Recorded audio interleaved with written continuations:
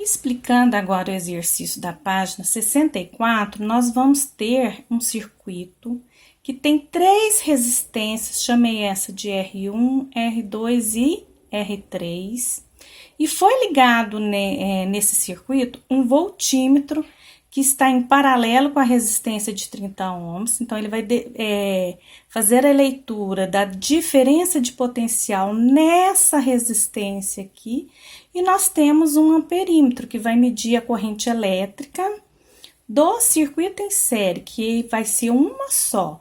A corrente elétrica que passa por R1 é a mesma que passa por R2 e é a mesma que passa por R3. Por quê? Essa associação de resistores, ela é uma associação em série. Só tem um caminho aqui para a corrente elétrica. Então, todas elas são iguais. O que será dividido?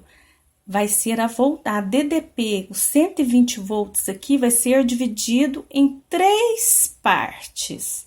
Então, a ligação do voltímetro está correta, ele foi ligado em paralelo. A do amperímetro também está em série, a ligação está ok, correta. Nós podemos transformar esse circuito com 3 resistências num circuito que vai ter uma resistência única.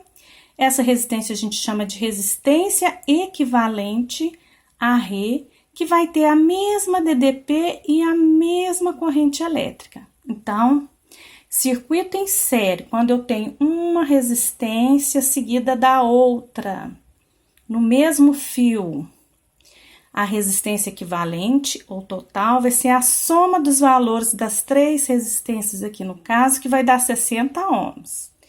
E uma fórmula que agora a gente vai ter que guardar é essa, U-rei. U é igual a R, que é a resistência equivalente do circuito, vezes a corrente elétrica. Essa é a fórmula geral, muito utilizada nessas associações de resistores. Então, DDP é 120 volts. A R eu fiz o somatório das 3 resistências, deu 60 vezes I. E então 60 estou multiplicando, passa dividindo, vai dar uma corrente elétrica que vai percorrer as 3 resistências de 2 amperes.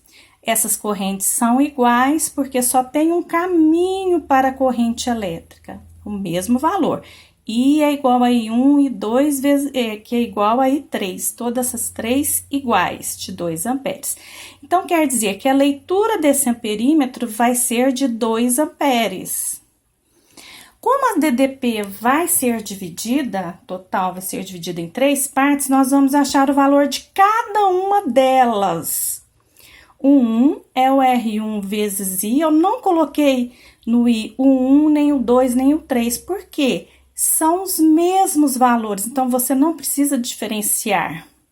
Então, R1 é de quanto? 20, 20 vezes 2, 40 volts. A R2 é quanto? 30, 30 vezes 2, 60. A R3, 10, 10 vezes 2, 20 volts. Se eu somar essas DDPs, vai dar uma DDP de 120 volts, que bateu com o valor total. Tá tudo ok, tudo certo. Como o voltímetro ele está ligado na resistência 2, qual será a leitura dele? A leitura dele vai ser de quanto? 60 volts. Então, aqui, ó, essa vai ser a leitura do nosso voltímetro, que eu tinha esquecido de colocar. Na letra B, o amperímetro ele está ligado em série, está correto. É uma associação de resistores em série. Porém, o voltímetro, ao invés dele ser ligado em paralelo com alguma dessas resistências, ele foi ligado em série. Uma ligação que não está correta. E como a resistência interna dele, se ele for ideal, é infinita, muito alta, ele não deixa passar corrente elétrica aqui no circuito. Então, qual será a leitura do amperímetro? 0. Lembrando por quê? Porque ele foi ligado incorretamente. Ele deveria ser ligado em paralelo e foi ligado em série. E a forma correta seria em paralelo. A a leitura dele vai ser como se não tivesse essas resistências aqui, vai ser a leitura de 12 volts, que é a voltagem aqui, a DDP desse gerador. Vai medir a força eletromotriz que ele pode fornecer, que ele fornece ao circuito elétrico.